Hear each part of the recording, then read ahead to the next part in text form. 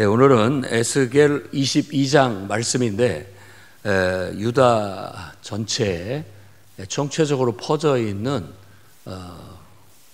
부패, 악에 대한 이야기들을 쭉 얘기하고 있습니다. 총체적으로 고관들로부터 시작해서 백성들에게 이르기까지 온갖 죄악상을 쭉 나열함으로 하면서 마지막 부분에 이렇게 얘기합니다. 내가 정말 이 분노를 쏟지 않고 나를 막아설 수 있는 어떤 사람을 있나 이렇게 찾아봤지만 하나도 없었다, 이렇게 말을 함으로써 어떤 하나님의 심판의 당위성, 심판이 내릴 수밖에 없는 그와 같은 당위성을 설명해 주고 있습니다. 시작은 이렇게 됩니다. 인자야, 네가 심판하려느냐. 자, 이제 심판을 하기 위한 정당성을 얘기하는 거죠.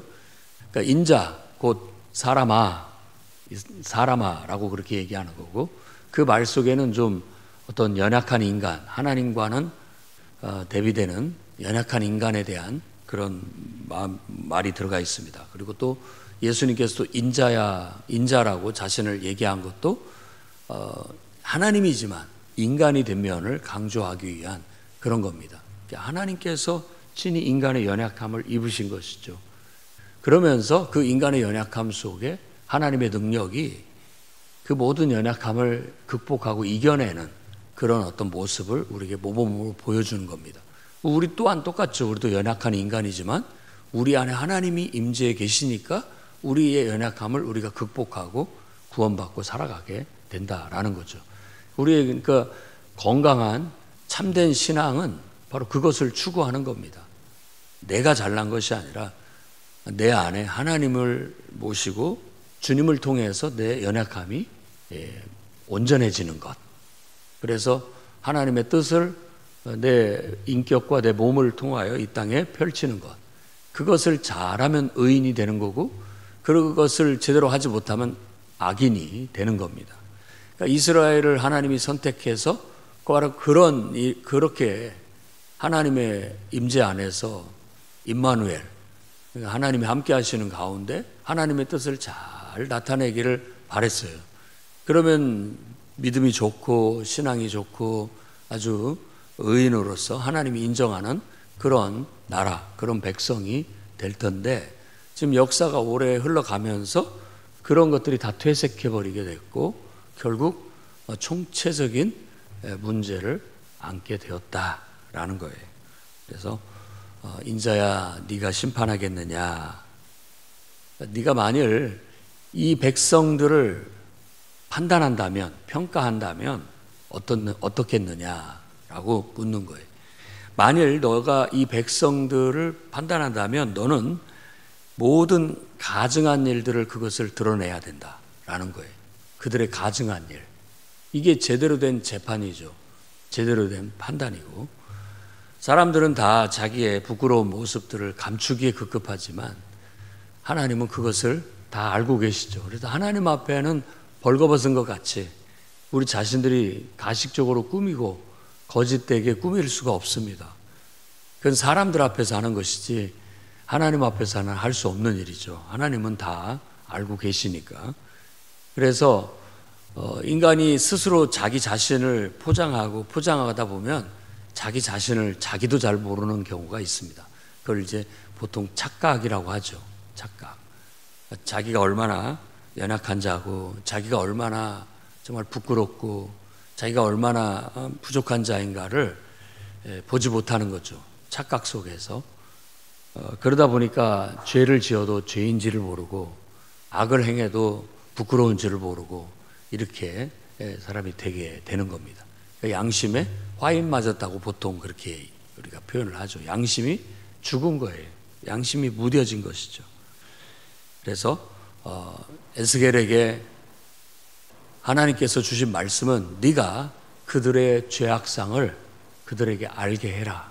그게 선지자의 사명이에요. 잘못된 것을 잘못됐다고 드러내고 깨우치는 것. 그게 할 일입니다.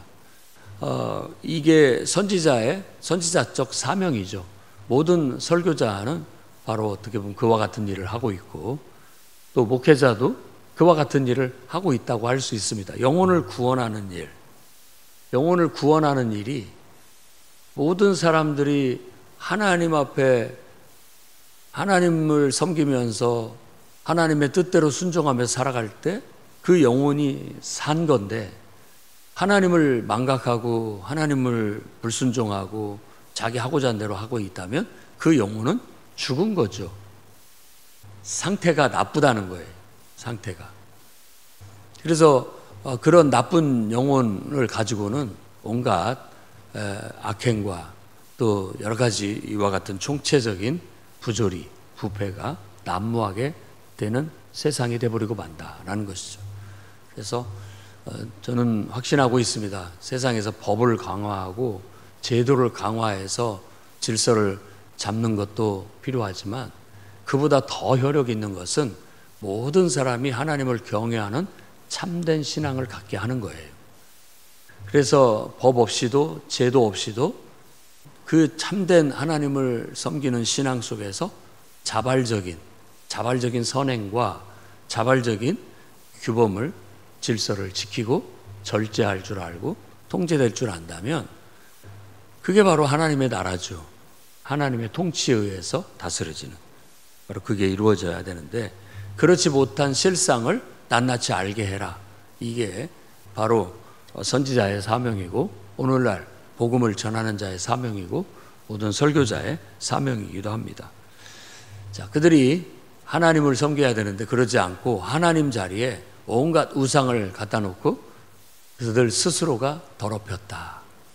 이 더럽혔다. 아마 우리도 인생을 살면서 이게 꼭 어떤 뭐 때가 있고 어떤 냄새나는 그런 어떤 물질이 우리 몸에 붙거나 옷에 묻어서 더럽다라고 느낄 때도 있지만, 이게 인간의 어떤 심보, 어떤 인간의 어떤 의도성, 이런 것들이 정말 아주 그냥 막 더러울 때가 있습니다.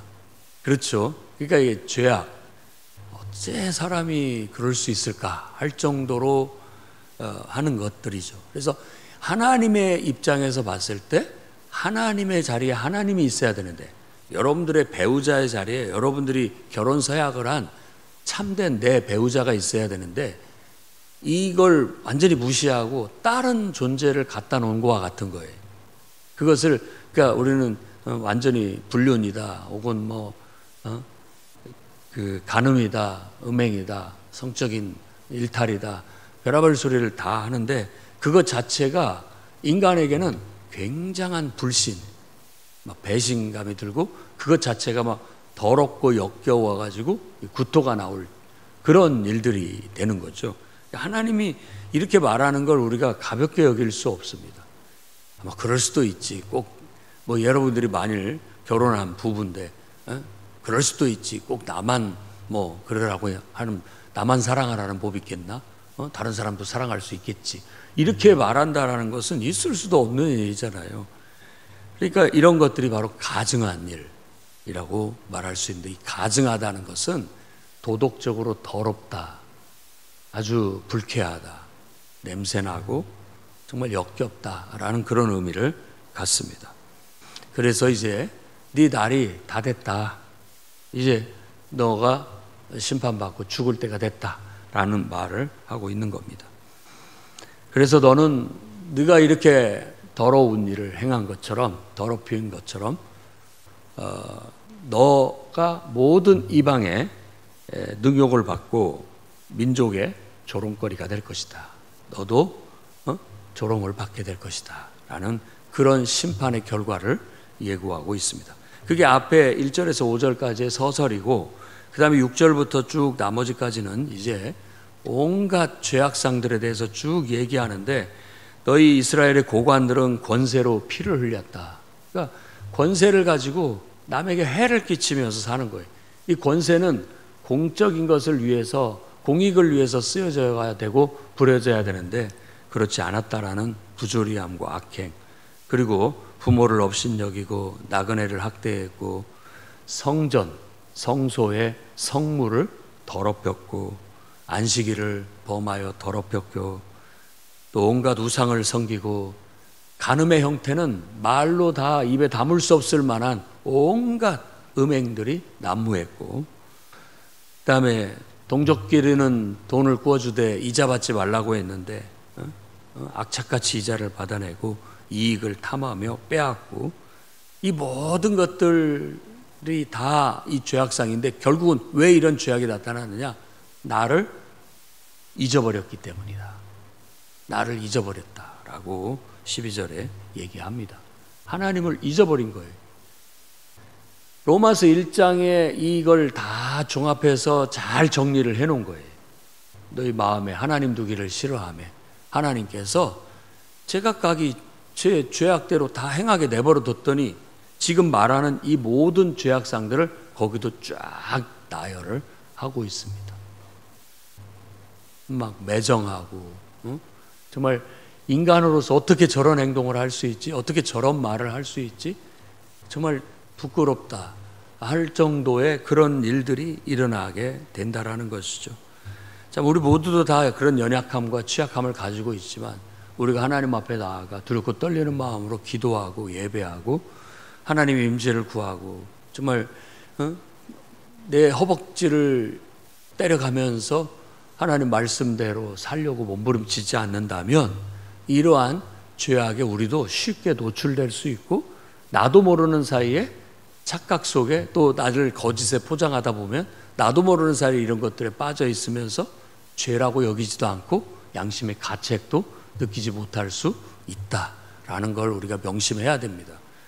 그래서 아무리 인간을 존엄하다 생각하고 인간의 자유 결정권과 자유 선택권을 존중한다 할지라도 인간은 정말 그 자유로, 그 선택으로 올바른 길을 선택할 수 있어야 되고 그야말로 하나님의 정의와 공의를 선택할 수 있어야 됩니다. 그런데 인간의 연약함이 내버려 두면 그럴 것 같아도요, 그렇게 할 수 있는 사람이 거의 없어요. 성경에서는 없다. 스스로 하나님을 찾는가 봤더니, 내버려 둬봤더니, 자유를 줘봤더니 안 되더라라는 거예요. 그래서 계속 깨우치고 권면하고 우리를 쳐서 복종시키지 않는다면, 우리 스스로가 그걸 노력하지 않는다면 안 된다는 거예요. 계속 풀은 자라나고 계속 뽑아내야지, 안 그러면 풀밭이 되는 거예요. 인간의 영혼이 망쳐지게 된다라는 걸 말해주고 있습니다. 13절에서 15절 말씀에 내가 네게 보응하는 날 네가 견디겠느냐? 문 나라 가운데 너를 흩을 것이고 너의 더러운 것들을 그때 다 씻어낼 것이다. 그때 너는 아주 처참하게 비참하게 수치를 당하게 될 것이다 라고 말하고 있습니다. 그러니까 악을 행하는 것을 수치스럽게 여겨야 되고, 당연히 내가 올바르지 못하게 하나님을 온전히 선지지 못하고 순종하지 못하는 걸 부끄럽게 여겨야 마땅하다라는 걸 깨우치고 있다고 볼 수 있는 거예요.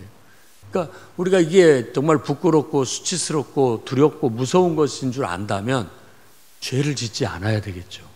그것을 목적으로 이와 같이 말하는 거예요. 내가 심판을 내리는 날, 너를 벌하는 날 네가 그거 견디겠느냐? 네 마음이 그걸 견딜 수 있겠느냐?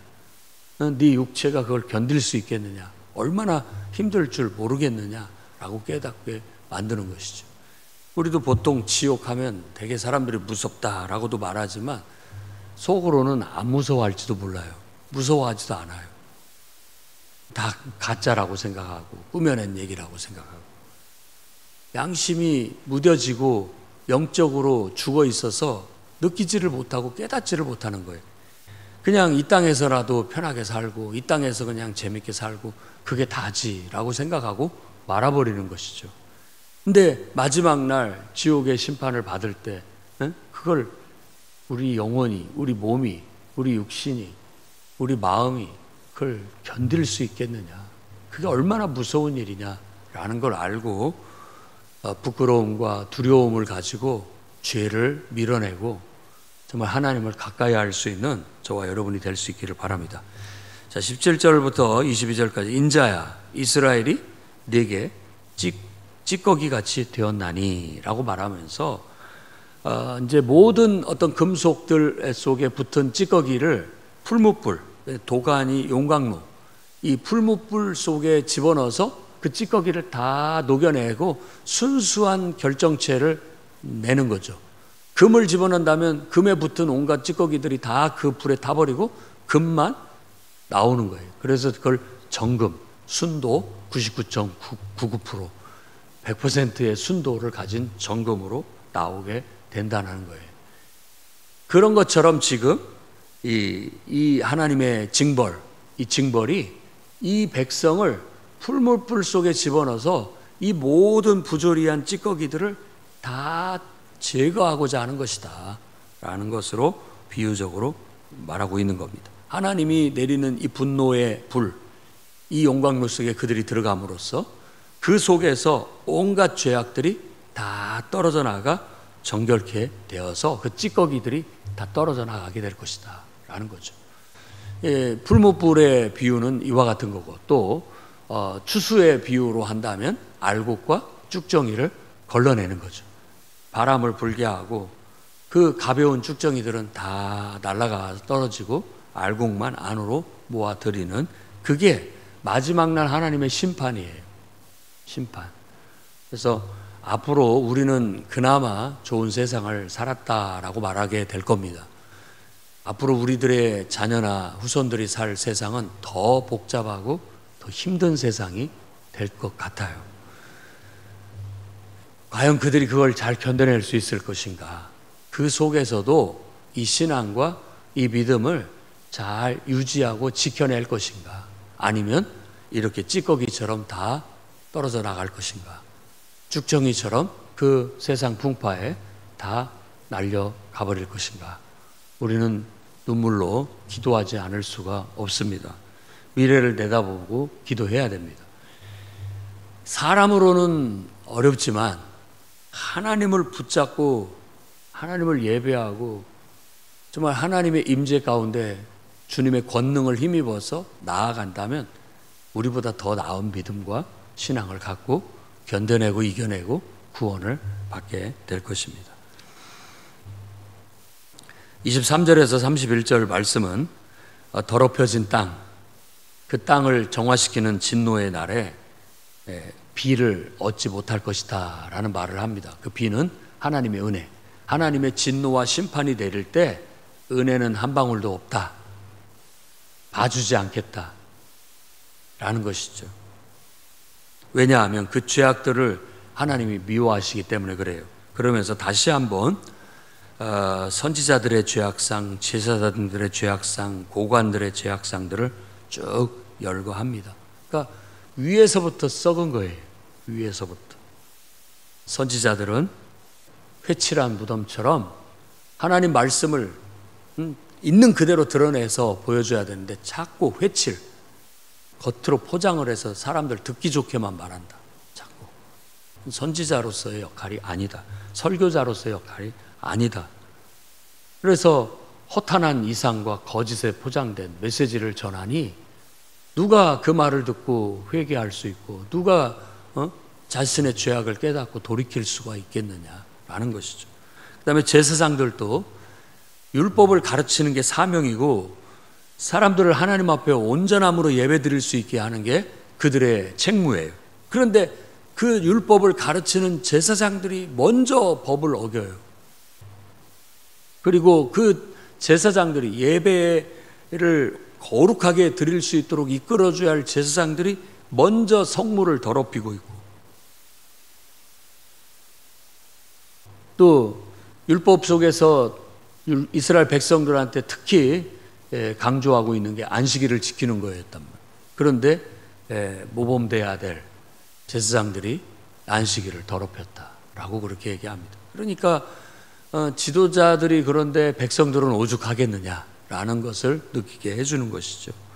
그래서 지도자라는 것은 귀하고 존귀한 존재들입니다. 왜 귀하고 존귀하냐?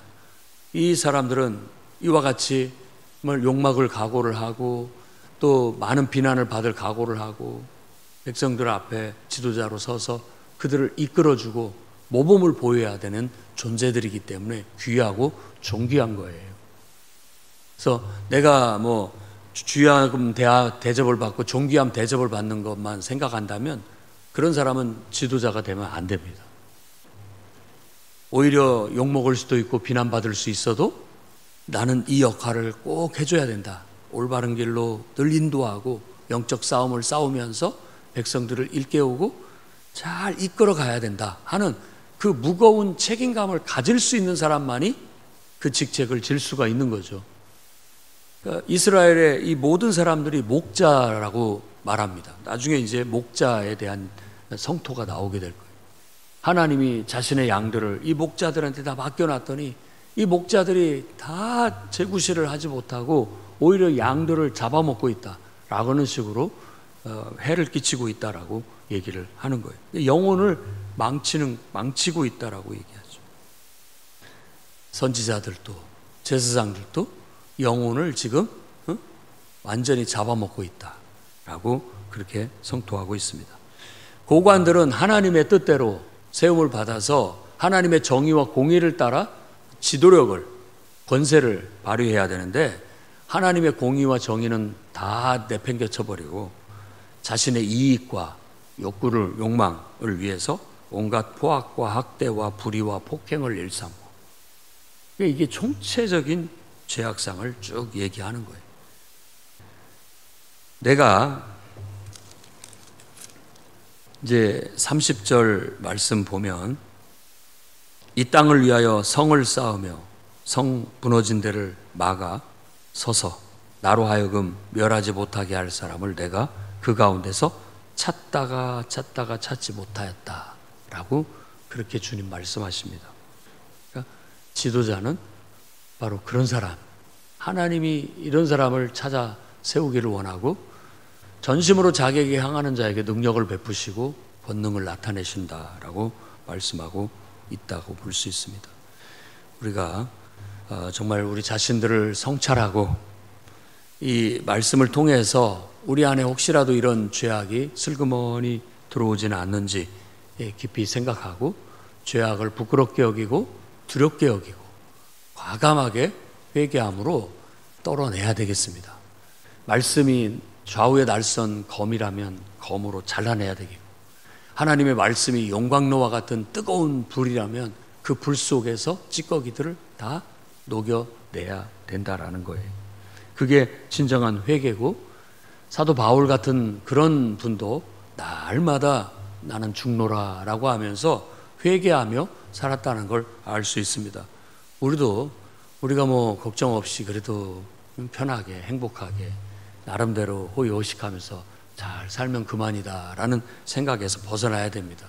사람은 떡으로만 사는 것이 아니라 하나님 말씀으로 사는 거예요. 하나님 앞에 올바라야 됩니다. 하나님 앞에.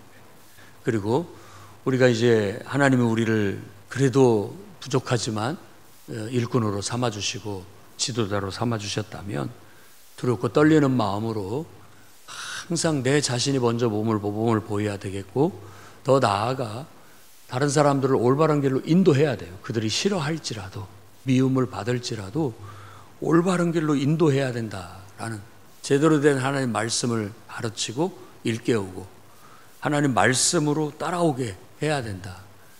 그 싸움은 지도자의 싸움이에요. 영적인 싸움이라고 할 수 있죠.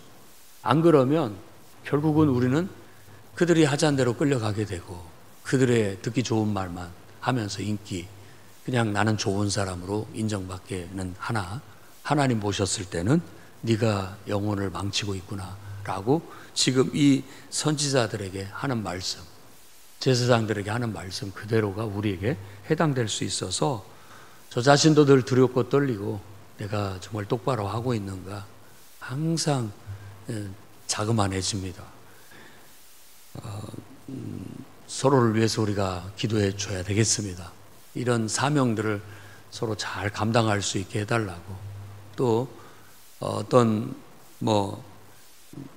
부정적인 결과를 가져온다 할지라도 우리가 하나님 앞에서 올바르게 밀고 나아가면 그건 괜찮은 거지만, 긍정적인 결과라 할지라도 완전히 하나님 말씀을 저버리고 사람들의 비유에 맞추는 식으로 이렇게 가게 된다면 사람은 들끓을지 몰라도 하나님은 좋아하지 않는다라는 이것은 분명히 여러분들이 드리는 진리의 말씀입니다. 그러니 두렵고 똥 흘림으로 우리가 성을 쌓고 정말 재앙을 막을 수 있는 성을 쌓고 하나님 말씀의 성을 쌓고 이렇게 해서 하나님의 진노가 우리에게 내려지지 않도록 막아설 수 있는 그 사람, 그런 사람이 되도록 우리 스스로가 각성하고 바로 설 수 있기를 주의 이름으로 축원합니다. 기도하겠습니다. 거룩하신 주님, 한 왕국이 총체적인 부조리와 죄악 속에서 하나님을 믿는, 하나님을 경외하는 백성들이 그 속에 하나님을 두지 않고 온갖 우상을 두며 하나님 말씀을 내팽개치고 자신의 이익과 욕망을 따라 온갖 악행을 저지름으로 하나님의 심판이 임할 수밖에 없는, 하나님이 그들을 정화시키기 위해 그 땅을 더럽힌 그들을 내쫓고 그들을 불 속에 두어 연단하셔서 거룩하게 하시고자 하셨던 것처럼 이 말씀을 통하여 우리 스스로들이 각성하고 우리 자신들을 돌아보아 죄의 두려움과 죄의 수치를 깨닫게 하여 주셔서 언제든지 우리가 하나님 말씀을 앞세우고 하나님 뜻대로 순종하며 살아갈 뿐만 아니라 다른 사람을 하나님 말씀으로 가르쳐 이끌 수 있는 그런 거룩한 존귀한 삶을 살 수 있도록 붙잡아 주옵소서. 예수님 이름으로 기도드립니다.